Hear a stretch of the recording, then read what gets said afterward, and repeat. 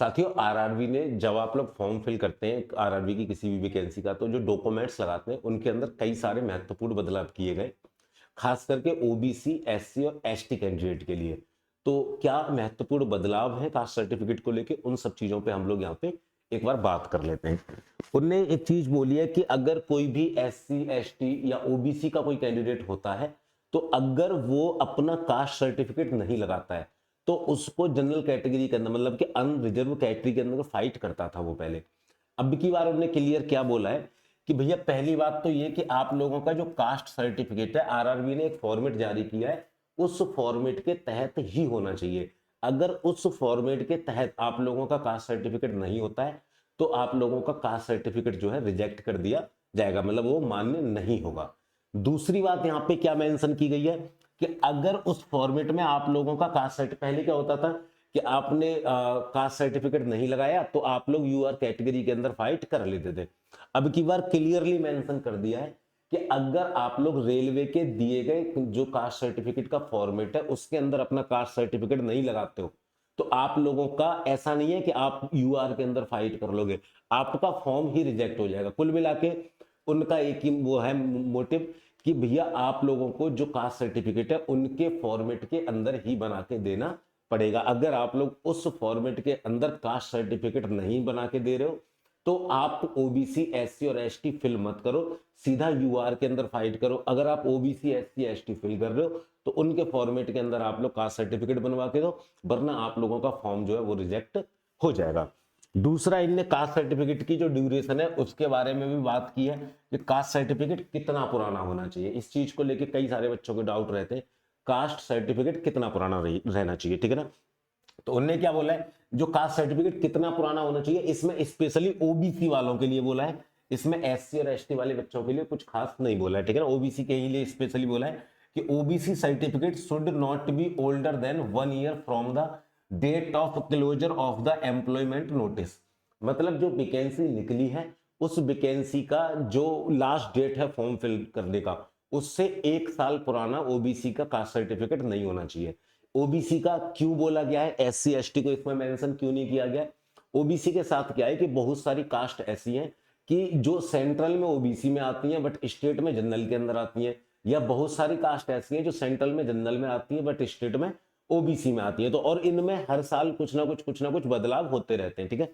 इस वजह से बोला है कि जो आप लोगों के एम्प्लॉयमेंट नोटिस की जो लास्ट डेट है, जैसे कोई भी वैकेंसी का फॉर्म फिल हो रहा है उसकी जो लास्ट डेट है उसके आप लोगों को लास्ट डेट से 1 साल पुराना आप लोगों का नोटिफिकेशन होना चाहिए। जैसे आप लोगों का ग्रुप डी का अभी क्या है कि आप लोगों के जो ग्रुप डी के फॉर्म है, स्पेशली सबसे पहले इस नोटिस के बाद में जो सबसे पहली वैकेंसी होगी वो ग्रुप डी होने वाली है। ग्रुप डी में आप लोगों को पता है 31 जनवरी से आप लोगों के फॉर्म शुरू होने वाले हैं। 31 जनवरी से लेके 3 मार्च तक आप लोगों के फॉर्म यहाँ पे चलेंगे, ठीक है। जब 31 जनवरी से लेके 3 मार्च तक आप लोगों के फॉर्म यहाँ पे चलने वाले, तो आपका 3 मार्च, अब ये 26 है, तो आपका जो कास्ट सर्टिफिकेट है 3 मार्च 25 से पुराना नहीं होना चाहिए। 3 मार्च 25 से पुराना आप लोगों का ओबीसी वाले कैंडिडेट का सर्टिफिकेट नहीं होना चाहिए। सीधा सीधा उन्होंने मेंशन किया है कि लास्ट डेट से 1 साल पुराने से ज्यादा पुराना नहीं होना चाहिए। दूसरा, ईडब्ल्यूएस कैंडिडेट भी बोलेंगे कि सर ईडब्ल्यूएस का क्या होना चाहिए। तो भैया ईडब्ल्यूएस का क्या होता है कि ये फाइनेंशियल ईयर के हिसाब से बनता है, ये तो हर साल बनता है फाइनेंशियल ईयर के हिसाब से, ठीक है ना।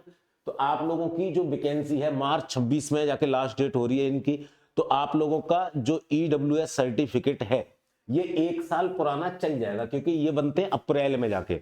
जो एम्प्लॉयमेंट नोटिस की लास्ट डेट है वो है 3 मार्च, तो आप लोगों का ईडब्ल्यूएस सर्टिफिकेट जो है वो अप्रैल 2025 के बाद का जो बना हुआ होगा, अप्रैल 2025 के बाद का बना हुआ जो ईडब्ल्यूएस सर्टिफिकेट होगा वो यहाँ पे आप लोगों का काम कर जाएगा। दूसरा, उसके बाद में कई बच्चे ये भी कमेंट कर रहे थे कि सर आपका आरआरबी ग्रुप डी का नया बैच कब स्टार्ट हो रहा है, वैकेंसी आने वाली है, ग्रुप डी का बैच कब आ रहा है। तो ग्रुप डी का जो गारंटी बैच है वो लॉन्च हो चुका है, ठीक है ना। 249 रुपीज के अंदर आप लोग इस बैच को ज्वाइन कर पाएंगे। इस बैच की रजिस्ट्रेशन आप लोगों के शुरू हो चुके हैं, बट इस बैच की जो क्लासेज हैं वो आप लोगों की 31 जनवरी से, जिस दिन आप लोगों के फॉर्म स्टार्ट होंगे उसी दिन से इसकी क्लासें यहाँ पे स्टार्ट होने वाली है, ठीक, सॉरी, क्लासेज स्टार्ट होने वाली है। इसके रजिस्ट्रेशन जो है, रजिस्ट्रेशन इसके ओपन हो चुके हैं। जो बच्चे इस बैच को ज्वाइन करना चाहते हैं वो बच्चे इस बैच को ज्वाइन कर सकते हैं। दूसरा, इसमें अगर आप लोग AJ20 कूपन कोड का इस्तेमाल करोगे तो आप लोगों को 20% का डिस्काउंट और मिल जाएगा 249 के ऊपर। तो ये बैच लगभग आप लोगों को जो मिल जाएगा लगभग 190 रुपए के आसपास आपको पड़ जाएगा। दूसरा, जो 249 का गारंटी बैच है आरआरबी ग्रुप डी के लिए, इसके थ्रू अगर आप लोगों का सिलेक्शन नहीं हो पाता है तो आगे आने वाली जितनी भी वैकेंसीज हैं जिनके लिए आप लोग अप्लाई करेंगे वो सारे के सारे बैचेज आप लोगों को फ्री ऑफ कॉस्ट एग्जाम विधि की तरफ से प्रोवाइड करवाए जाएंगे। तो आप लोग अपनी तैयारी में लग जाएं। आरआरबी ग्रुप डी की वैकेंसी आ गई है। एग्जाम विधि ऐप डाउनलोड करके ग्रुप डी का गारंटी बैच 249 के अंदर ज्वाइन करें और AJ20 कूपन कोड का इस्तेमाल भी जरूर करें। जय हिंद, जय भारत।